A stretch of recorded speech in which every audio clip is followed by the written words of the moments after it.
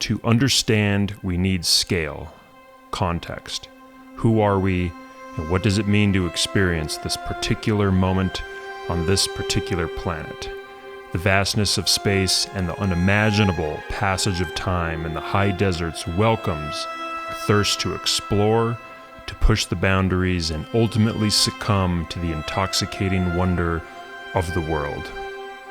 Dark Sky Expeditions, Episode 14. Atop the cliffs, among the relics of ancients, voices of the past, we tread light, quiet, as if not to awake the monuments around us. Each step purposeful, inches from the edge of an infinite plunge.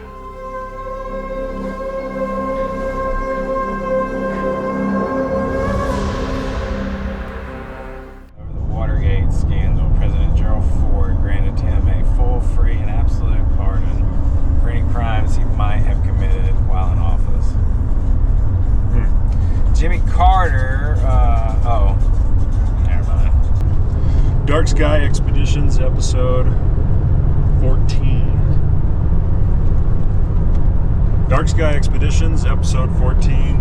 Back to Southeast Utah, back to Cedar Mesa. Last trip, we tried to find the infamous Cave 7. We did not arrive there. This trip, we believe we have narrowed in the coordinates, and we will find it. Stay tuned. Arriving to camp Friday, November 15, 2024, a crisp Friday evening, moon rising in the east, sun setting in the west. We quickly gather the gifts of Cedar Mesa. Nothing beats a hot cedarwood fire in the chilled evening air. The low tonight expected near 20 Fahrenheit. Bed down for the evening. Tomorrow morning, meeting the photographer Scott Payne, and setting off on the trail for Cave 7 and Pastel Ruin. So hot. So hot, baby. Yeah. Back up a little bit.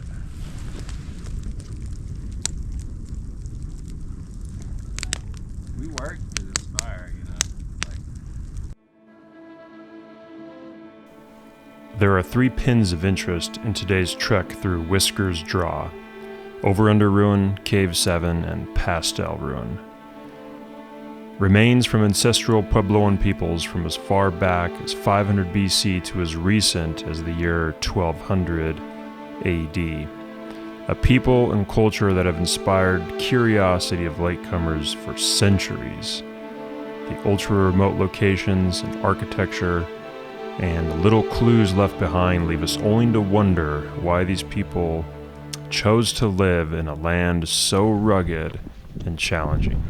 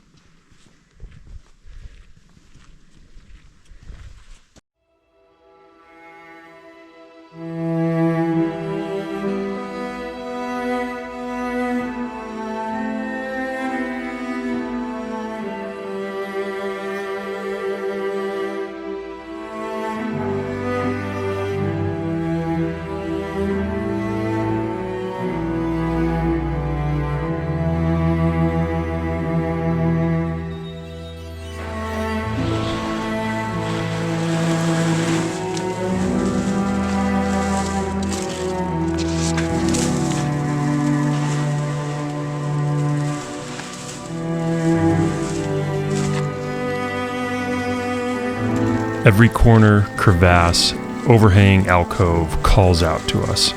100 lifetimes of exploring this portion of Utah would not be sufficient to yield all of the treasures of the canyons. We scratch the surface and take in the little we can, just enough to feed the imagination of what these places are, what these places meant to the inhabitants who long ago have migrated away. Such a long span of time since these places were occupied, we might as well be aliens from another planet peering in. Or perhaps we're more connected than what first seems apparent.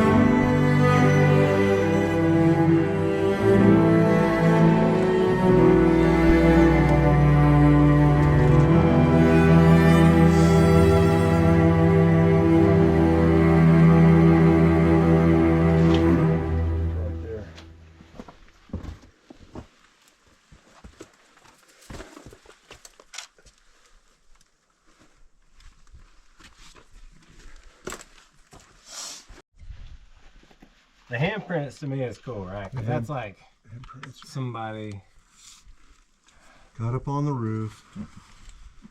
like some damn kid, Something. some toddler, nobody was watching them. I'll be darned if I know. No, it's probably a full-grown man. This would be a sick place to camp if you were backpacking. This would be it.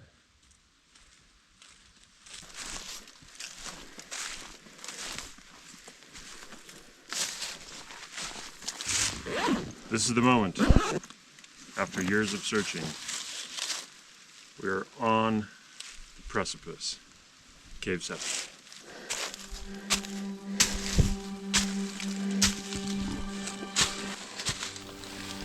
Cave 7 is a special site with a significant history.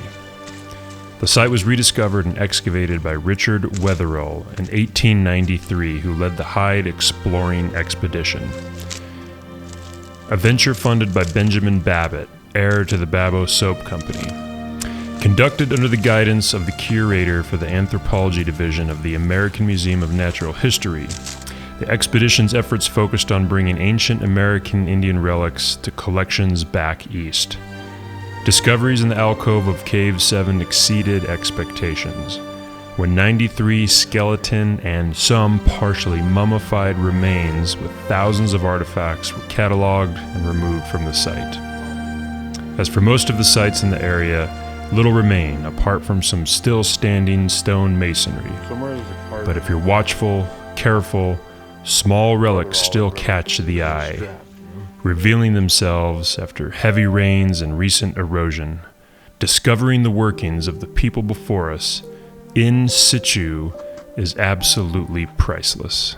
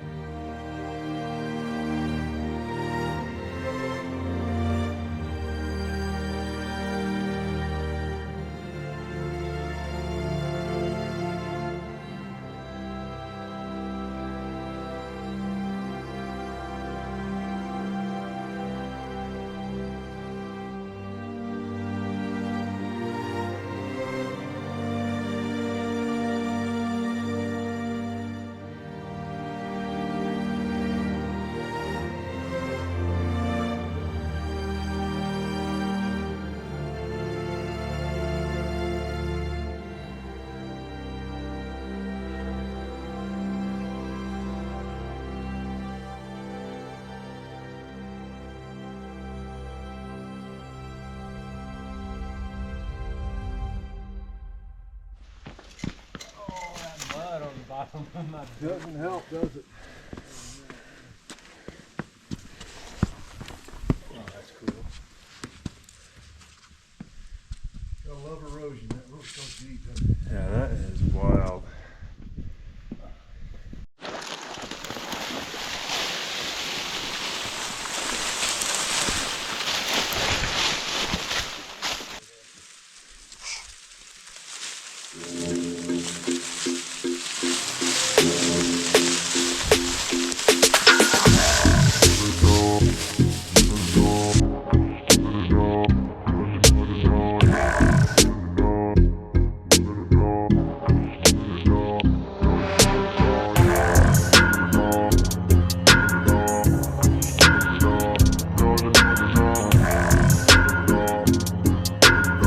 Hearts content, bodies fatigued, we ascend the rock back to the canyon rim.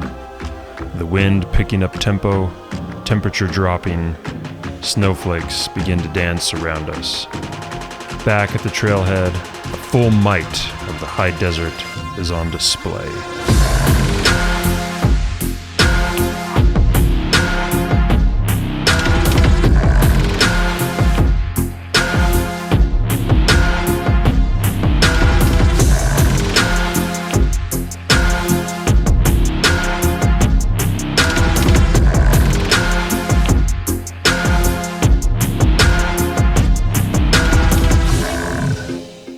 The weather is uncertain, but Scott's recommendation for tomorrow's trek to the cliffs of Lewis Lodge is a must. We are determined to push on to higher elevation, regardless of what the weather might bring. Into the dark, cold, tree-lined Monte La Salle National Forest. We slowly make our way through the two-track road and will set up camp wherever we land.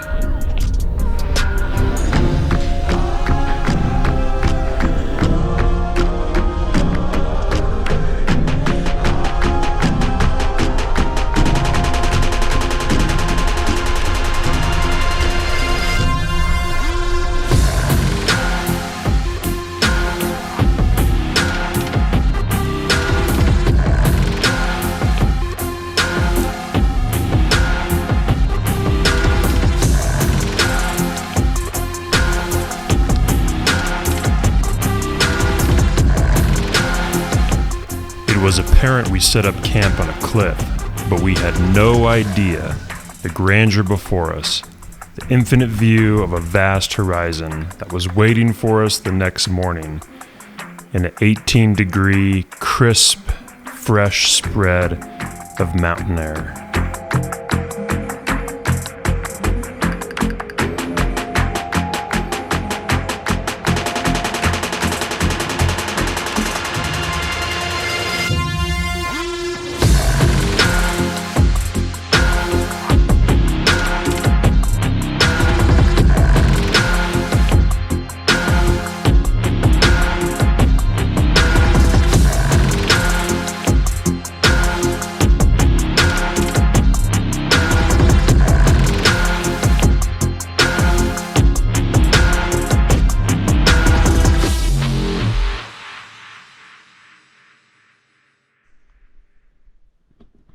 All right. Recording? Mm-hmm. Okay, day 2, right? Day 3, Dark Sky Expeditions, episode 14. Today we are very excited to hike Lewis Lodge ruins. We're at the most northern extent of Cedar Mesa. We're past Cedar Mesa into,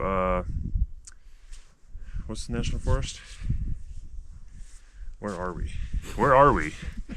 We don't know, but this is more of a unexplored, untamed, if you will, area of southeast Utah that's out of Cedar Mesa, further into the higher elevations.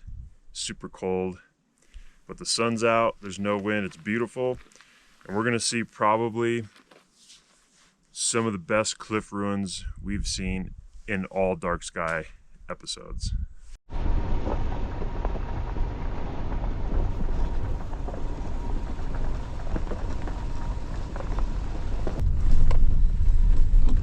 It's taken us about, I don't know, 20 minutes to go 3/4 of a mile. This road is pretty unforgiving. Just goes to show the remoteness of this location, and it's probably a lesser known site. It doesn't get too many visitors. We are deep out here, and these cliffs are some of the most dramatic I've seen in this whole area.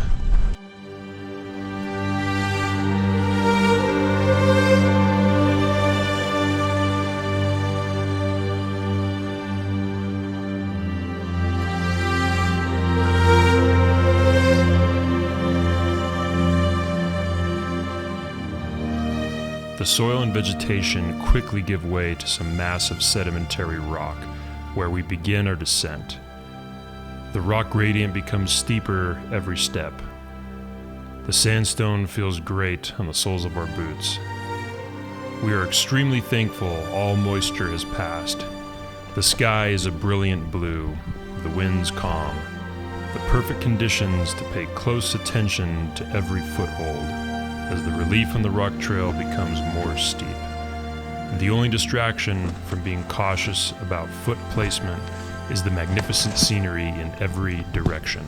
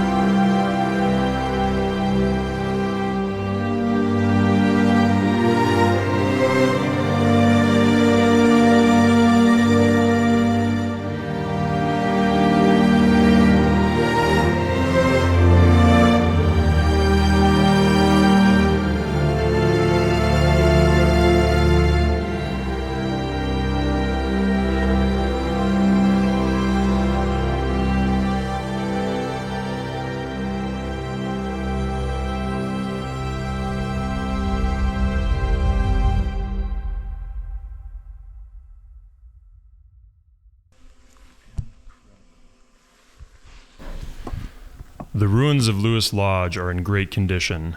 They are so captivating that you forget about the razor's edge between a stable footing and a plunge that would end it all. Hiking the seam alcove along the cliff face, our minds were occupied by the remnants of the mighty cliff dwellers.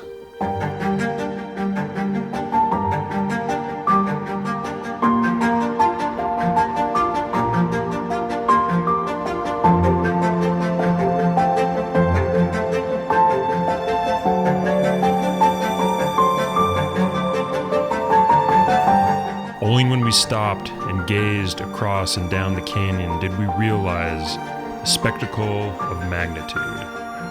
In all directions, in silence, in wonder, in scale, we can take this moment, feel irrelevant, small, and maybe recalibrate what it means to experience. Moments such as this can breathe new meaning into our existence.